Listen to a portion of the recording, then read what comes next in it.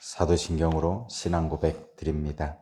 나는 전능하신 아버지 하나님 천재 창조주를 믿습니다. 나는 그의 유일하신 아들 우리 주 예수 그리스도를 믿습니다. 그는 성령으로 잉태되어 동정녀 마리아에게서 나시고 본디오 빌라도에게 고난을 받아 십자가에 못 박혀 죽으시고 장세된 지 사흘 만에 죽은 자 가운데서 다시 살아나셨으며 하늘에 오르시어 전능하신 아버지 하나님 우편에 앉아 계시다가 거기로부터 살아있는 자와 죽은 자를 심판하러 오십니다. 나는 성령을 믿으며 거룩한 공교회와 성도의 교제와 죄를 용서받는 것과 몸의 부활과 영생을 믿습니다. 아멘. 찬송가 208장입니다.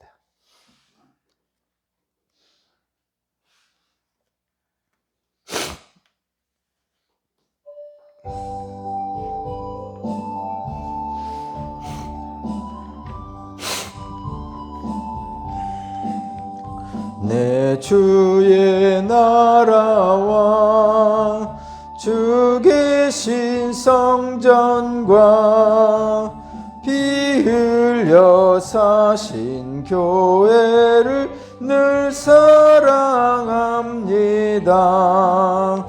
내 주의 교회는 천성과 같아서 눈동자같이 아끼사 늘 보호하시네.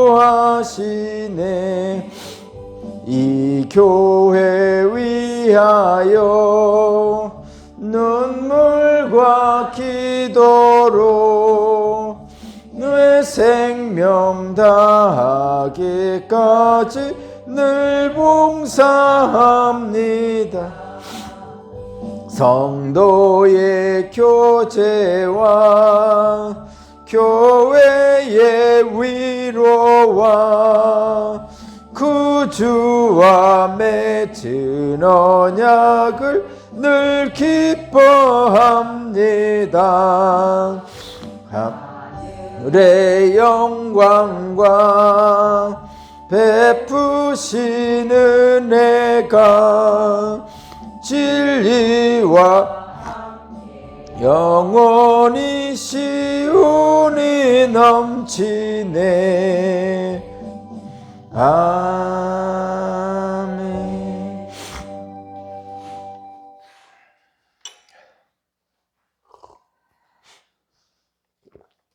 오늘 신 하나님 말씀은 디모데전서 5장 17절에서 25절입니다. 디모데전서 5장 17절에서 25절까지 말씀입니다.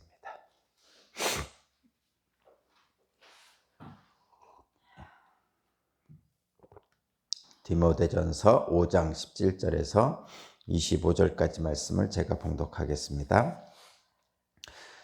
잘 다스리는 장로들은 2배로 존경을 받아야 합니다. 특히 말씀을 전파하는 일과 가르치는 일에 수고하는 장로들은 더욱 그러해야 합니다. 성경에 이르기를 타작마당에서 나달을 밟아 떠는 소의 입에 망을 씌우지 말라 하였고 일꾼이 자기 삭을 받는 것은 마땅하다 하였습니다. 장로에 대한 고발은 2사람이나 3사람의 증인이 없이는 받아들이지 마십시오. 죄를 짓는 사람을 모든 사람 앞에서 꾸짖어서 나머지 사람들도 두려워하게 하십시오. 하나님과 그리스도 예수와 택하심을 받은 천사들 앞에서 내가 엄숙히 명령합니다. 그대는 편견 없이 이것들을 지키고 어떤 일이든지 공평하게 처리하십시오. 아무에게나 경솔하게 안수하지 마십시오. 남이 죄에 끼어들지 말고 자기를 깨끗하게 하십시오. 이제부터는 물만 마시지 말고 위장과 잦은 병을 생각해서 포도주를 조금씩 마시십시오. 어떤 사람들의 죄는 명백해서 재판을 받기 전에 먼저 들어가고 어떤 사람들의 죄는 나중에야 드러납니다. 이와 마찬가지로 착한 행실도 드러나게 마련이고 드러나지 않은 것도 언제까지나 감추어져 있지는 못합니다. 아멘.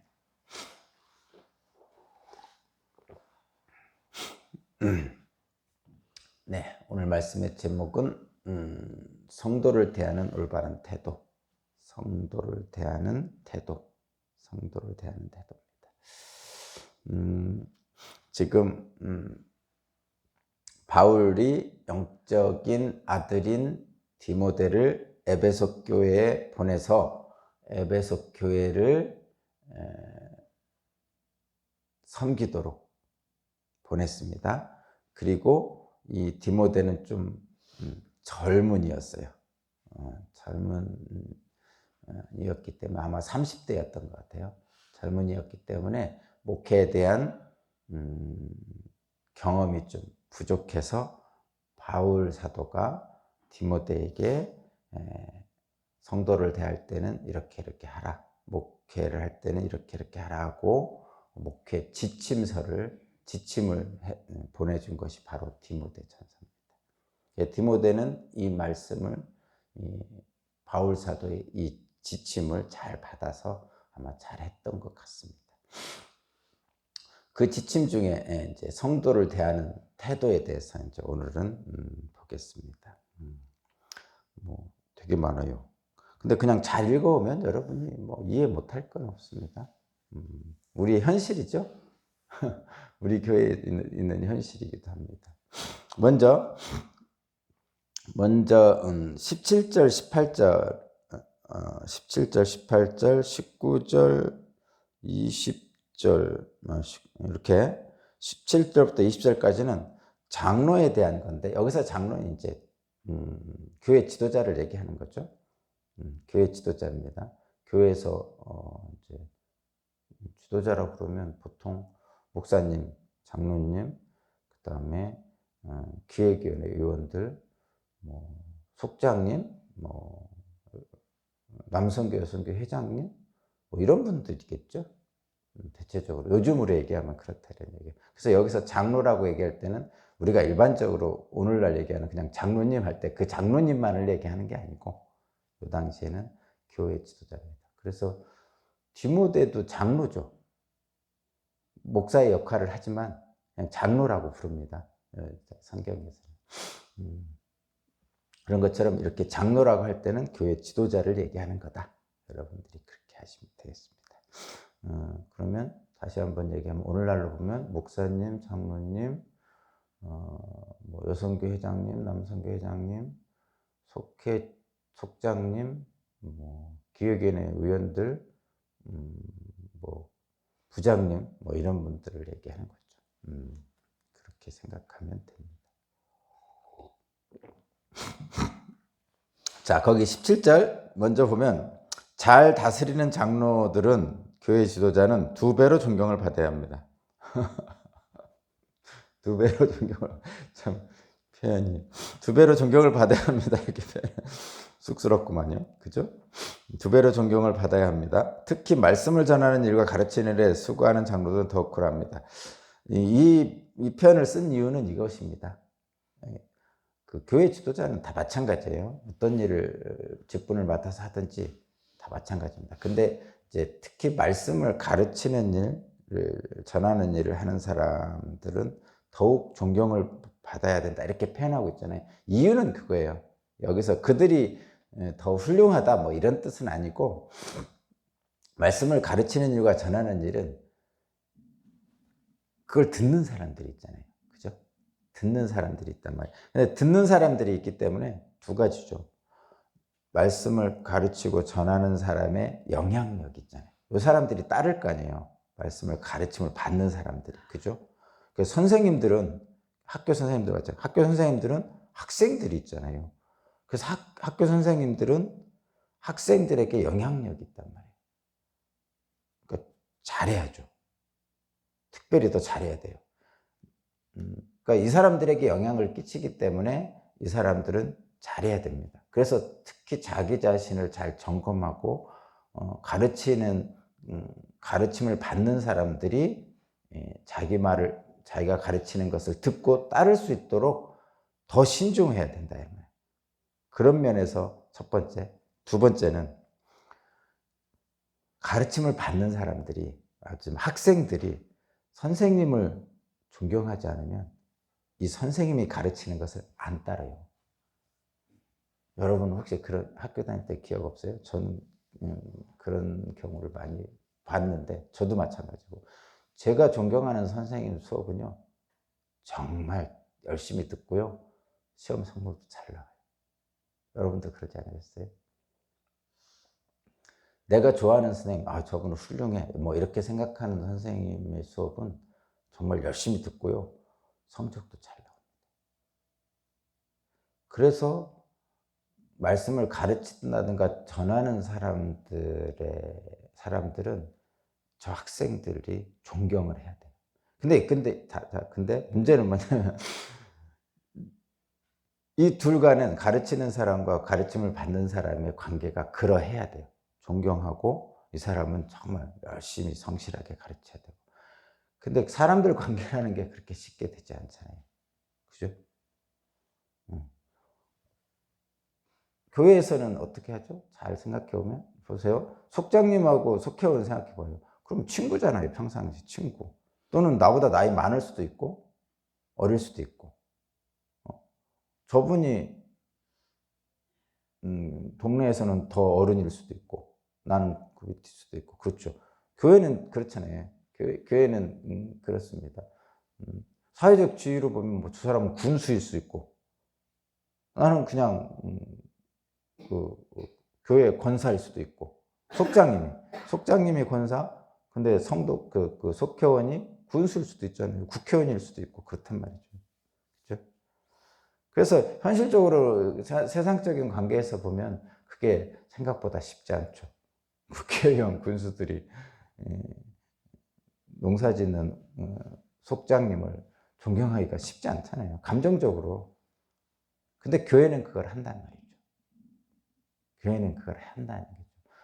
그걸 해야 되는 이유는 말씀을 듣는 사람을 위해서도 첫째는 말씀을 듣는 사람을 위해서죠. 그죠? 당연한 거죠. 말씀을 듣는 사람이 대통령이야. 말씀을 전하는 사람이 농사진다니까 이상하네. 하여튼 그냥 일반 사람이에요. 그래서 말씀을 전해서 대통령이 들었어요. 그러면 이 말씀을 전해서 대통령이 들었으면 이게 둘 간의 관계가 대통령이 말씀을 전하는 사람을 존경한단 말이에요. 그럼 어떤 유익이 있냐면 다 듣는 사람이 제일 큰 유익이죠. 첫 번째는 그게 제일 큰 유익이죠. 전하는 사람도 유익이 있죠. 왜? 하나님으로부터 칭찬을 받는 거죠. 그렇죠? 그리고 이 둘 간에 둘 다 서로 기쁨이 충만하죠. 이런 거예요. 그래서 여기서 뭐 굳이 말씀을 전하는 일과 가르치는 일을 하는 장로들을 더 존경해야 된다는 표현은 그래서 그런 겁니다. 이거는 서로 간의 관계를 얘기하는 거예요. 서로 간의 관계가 그래야만이 이 말씀의 권능과 능력이 여기에 역사하기 때문에 그런 겁니다. 그런 거니까 특별하게 뭐 다른 건 없습니다. 그것뿐입니다. 여기서 존경해야 된다는 표현이 그거예요, 여러분. 한마디로 말하면 제가 말씀을 전했잖아요. 새벽에도 하고 뭐 주일 예배도 하고 하는데 여러분이 들을 때 우리 목사님이 말씀하시는 그런 하나님 말씀이야 하고 받아들이면 여러분에게 유익이 되고 또 저는 하나님 말씀만을 전하면 하나님으로부터 칭찬받고 그리고 저도 그렇고 여러분도 그렇고 다 같이 은혜가 충만하게 되는 거죠. 우리는 그것을 위해서 말씀을 듣고 전하는 거죠. 각자에게 다 유익이 있단 말이에요. 전하는 자나 듣는 자나 다 유익이 있는 거죠. 그래서 가끔 주일 예배 때 대표기도 하시는 분이 말씀을 전하는 목사님을 위해서 기도하잖아요. 거의 뭐 대부분 하시는 것 같아요. 빼놓지 않고 하시는 것 같은데 그게 필요한 이유가 그것이죠.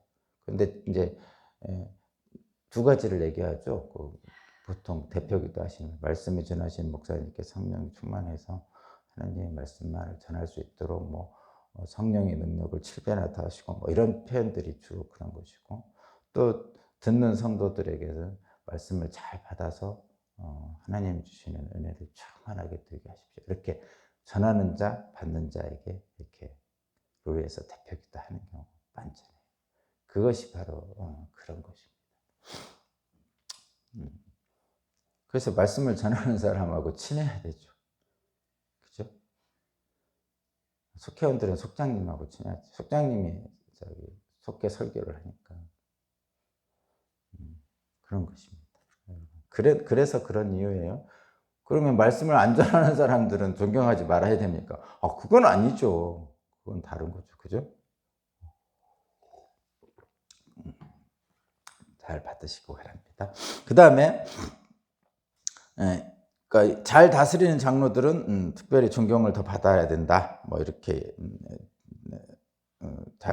교회의 지도자들은 존경을 받아야 된다. 이렇게 했고, 18절은 성경에 이르기를 타작마당에서 나달을 밟아 떠는 소의 입에 망을 씌우지 말라 하였고 일꾼이 자기의 삭을 받는 것은 마땅하다 했습니다.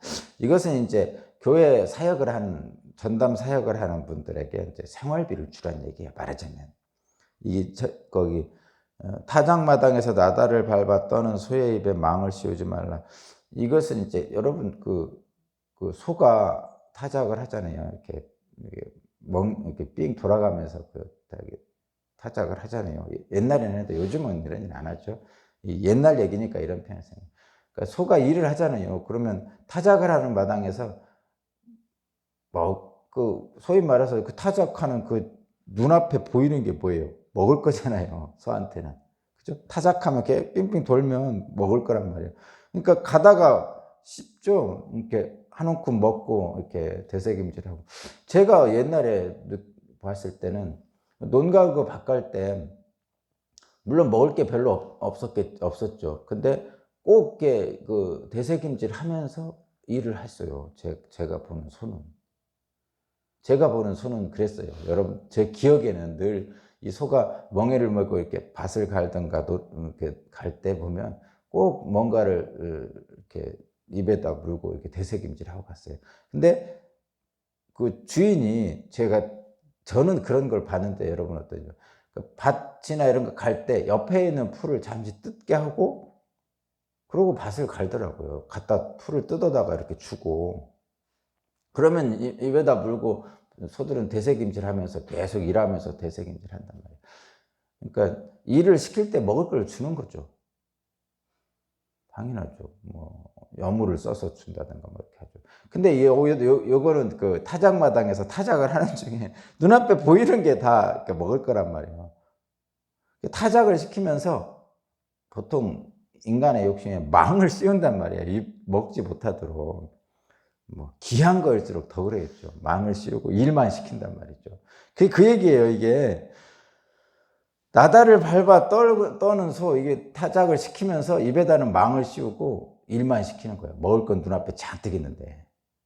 배가 고프면 그걸 한 번씩 먹을 거 아니에요. 그러니까 타작을 떠는 이 일을 시키는 소에게 입에 망을 씌워서 못 먹게 하는 것은 안 된다는 거죠.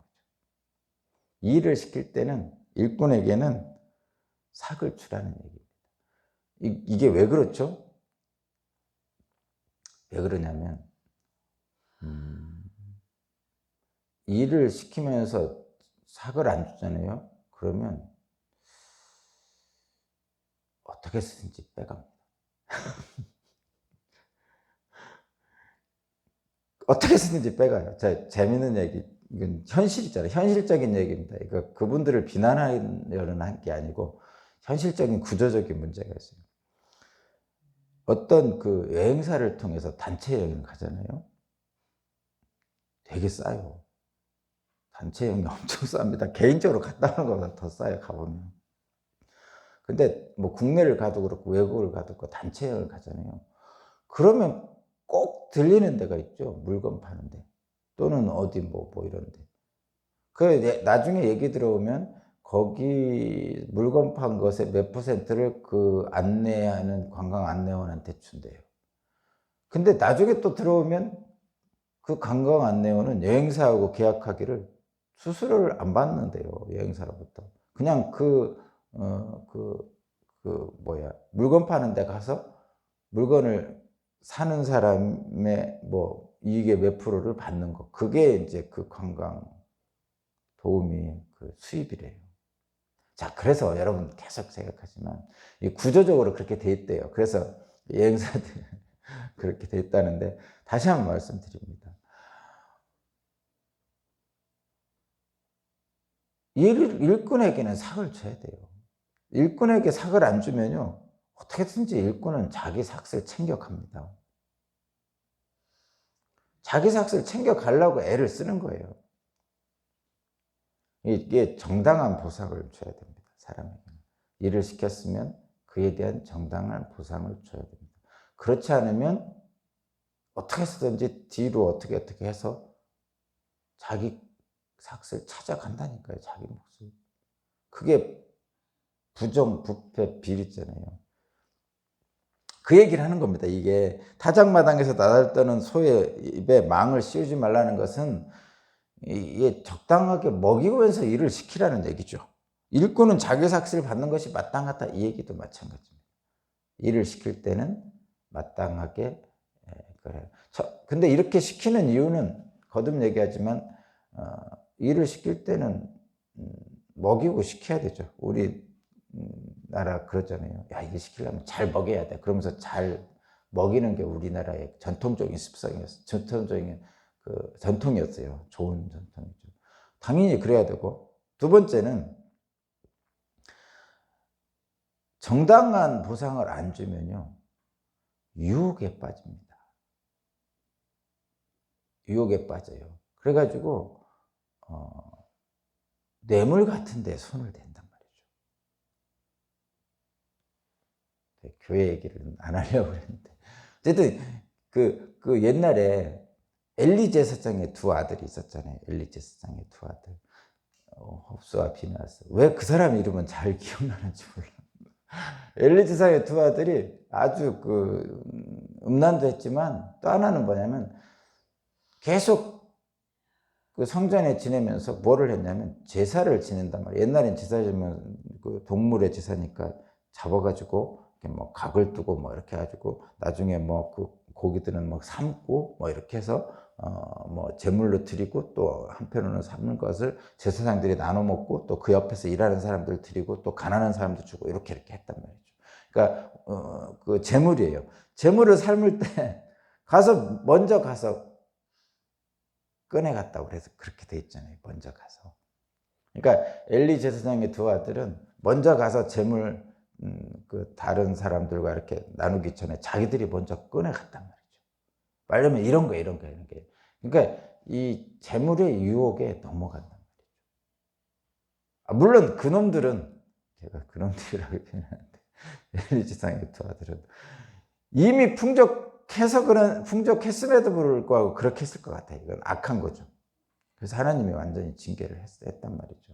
어쨌든 사람이라는 것은 자기가 누릴 정당한 이익을 누리지 못하면 유혹에 손을 대게 돼 있어요. 마찬가지예요. 그래서 뭐 뇌물이나 또는 어떤 재정적인 비리가 문제가 생길 때는 그런 유혹을 받는 거죠. 그러면 기본적으로는 이렇게 해야 돼요. 그런 유혹을 받을 정도가 아닌 충분한 보상을 해줘야 된다. 일을 시킬 때는 먹을 걸 줘야 된다, 이런 얘기. 첫 번째 그거고. 그런데도 과도한 욕심을 부려서 비리를 저질렀다. 그거는 징계를 해야 되죠. 20절입니다. 20절. 죄를 짓는 사람은 모든 사람 앞에서 꾸짖어서 나머지 사람도 두려워하게 하십시오. 그렇게 과도한 범죄를, 그러니까 충분한 보상을 줬는데도 불구하고 더 큰 이익을 위해서 비리를 저지르면 당연히 징계를 해야 되는 거예요.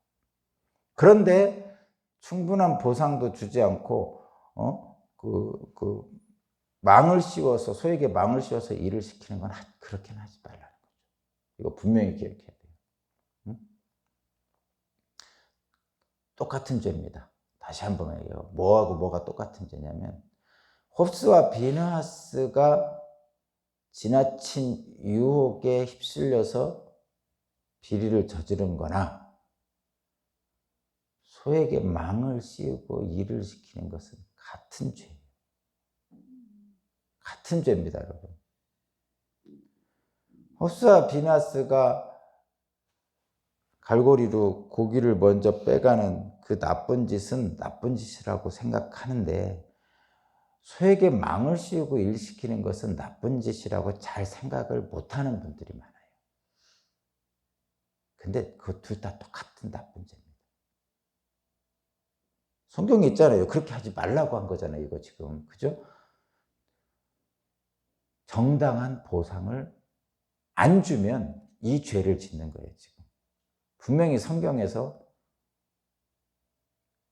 망을 씌우지 말라고 말씀하셨잖아요. 그것은 먹이고 일을 시키라는 뜻이에요. 그 얘기는 일의 삭을 정당하게 주라는 겁니다. 일의 삭을 정당하게 주라는 것이 율법이에요. 하나님의 말씀이에요. 근데 일의 삭을 정당하게 안 주고 임금을 떼먹으면 호수아 비나스의 죄를 짓는 것과 동일한 죄를 짓는 겁니다.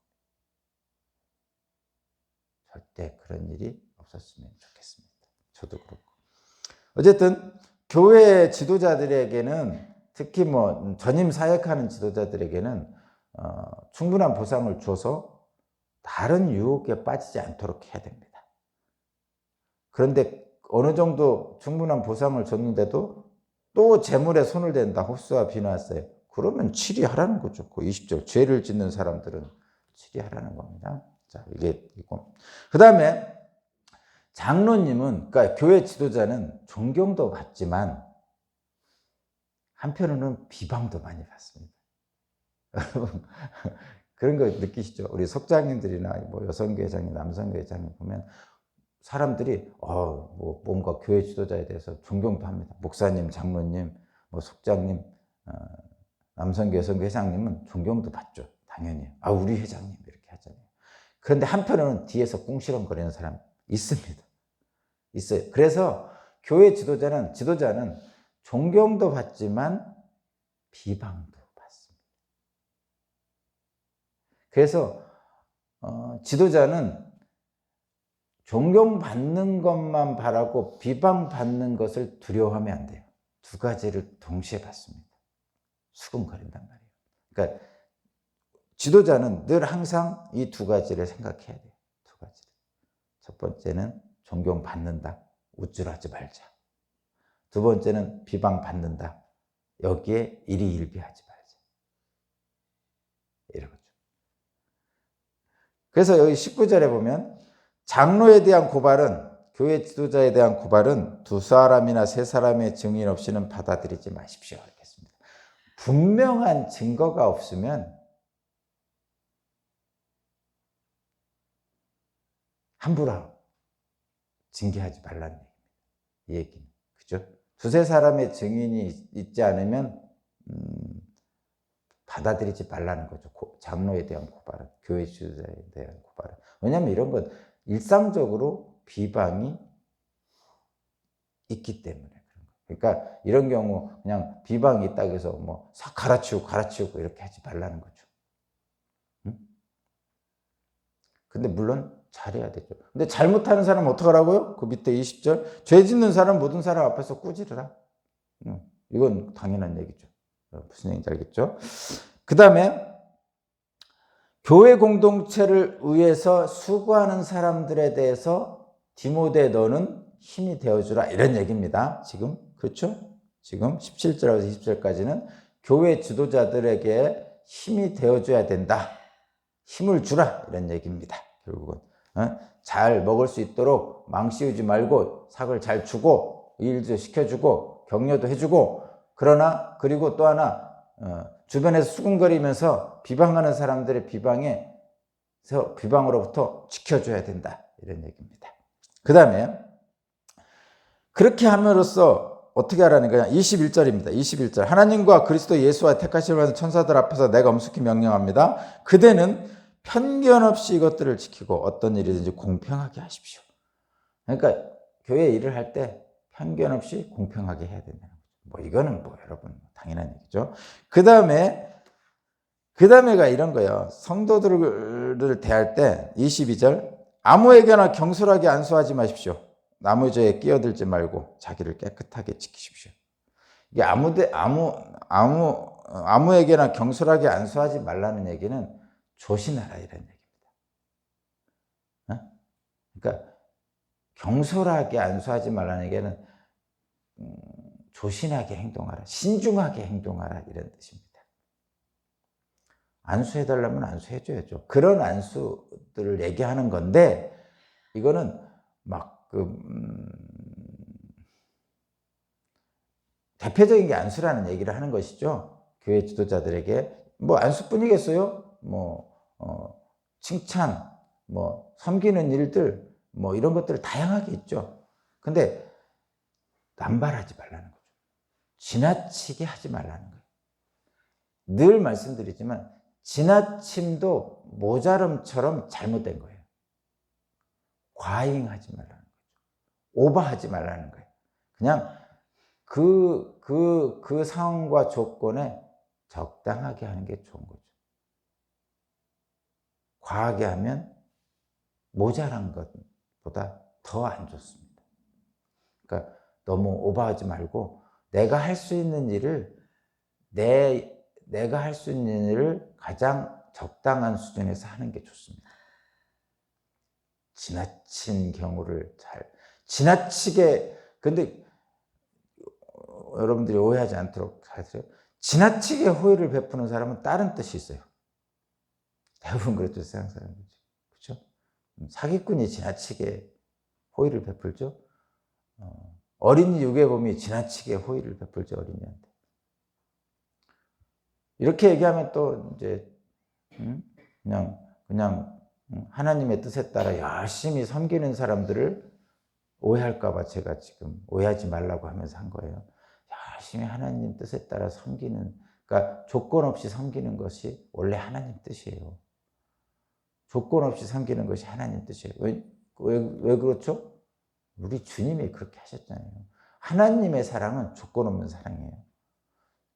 자기 목숨을 죽이면서까지, 자기 아들의 목숨을 죽이면서까지 우리를 사랑하신 하나님의 사랑은 조건 없는 사랑. 그래서 교회는 그런 조건 없는 사랑을 할 수 있도록 가르치는 것이에요. 그것이 능력이라고 하면서. 그래서 그 조건 없는 사랑을 해야 되는데, 세상은 조건 없는 사랑을 하면 뭐라고 생각하기 일쑤냐면, 뭔가 이유가 있겠지, 이렇게 생각하는 경우가 있습니다. 근데 정말 하나님 일을 온전하게 하는 사람은 조건 없이 사랑을 줍니다. 이런 거예요. 엄마는 자기 입에 든 것도 자식에게 주잖아요. 이것이 교회에서 말하는 하나님의 사랑이죠. 근데 그래서 교회 지도자는 그런 사랑을 성도들에게 베풀어야 됩니다. 근데 상황과 조건에 맞춰서 잘 절제하면서 베풀어야 돼요.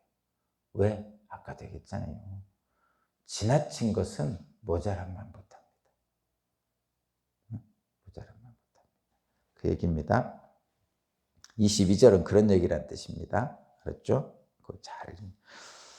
그 다음에 23절은 이제부터는 물만 마시지 말고 의장과 자전병을 생각해서 포도주를 조금씩 쓰십시오. 디모데도 몸이 약했고, 또 요 당시에 디모데 전서를 쓸 때 바울이 60세 정도 됐어요. 옛날 60세는 요즘 80세라니까요. 그러니까 몸이 약해질 때죠. 그러니까 디모데의 건강도 걱정해서 물만 마시지 말고 포도주를 마시는. 그러니까 물은 그냥 맹물이고 포도주는 좀 영양가가 있잖아요. 그런 의미로 보는 거예요. 이 포도주를 술이라고 생각하면 안 된다고 제가 했죠. 성경에서 나오는 포도주는 우리가 마시는, 물론 술이에요, 술. 본질은 다 술입니다. 그래서 그 가나 혼인잔치에서 막 술 먹고 흥청흥청 다 그랬잖아요, 즐겁게. 우리나라에는 술 먹지 말라고 하는 말이 굉장히 유행인데, 어쨌든 옛날에 가나 혼인잔치 술 먹고 막 흥청흥청 했단 말이에요, 실제로. 기뻐서 즐겁게. 성경에도 나오잖아요. 게다가 술은 요 당시에 이 포도주는 그냥 음료수예요. 여긴 물이 귀하단 말이에요. 그래서 그냥 음료수입니다. 그렇게 먹는 거예요. 그 대신에 맹물을 먹지 말고 그냥 그 영양가 있는 것을 먹어라, 이런 의미입니다. 그러니까 건강을 해치지 말라, 이런 얘기. 건강을 잘 지키라, 이런 뜻입니다. 24절, 25절 결론은 이겁니다, 여러분. 교회 지도자는 23절, 24절, 25절은 그러니까 성도를 대하는 태도를 이렇게 하라라고 지금 5장에서 계속 얘기하고 있는데, 하다 보면 회의가 될 때가 있어요. 예를 들면 하나님의 무조건적인 사랑을 교인들에게 베풀어라. 그러니까 베풀려고 애를 쓰죠. 솔직히 그렇게 안 되잖아요. 속자님들도 그렇고 여러분 다 아시죠?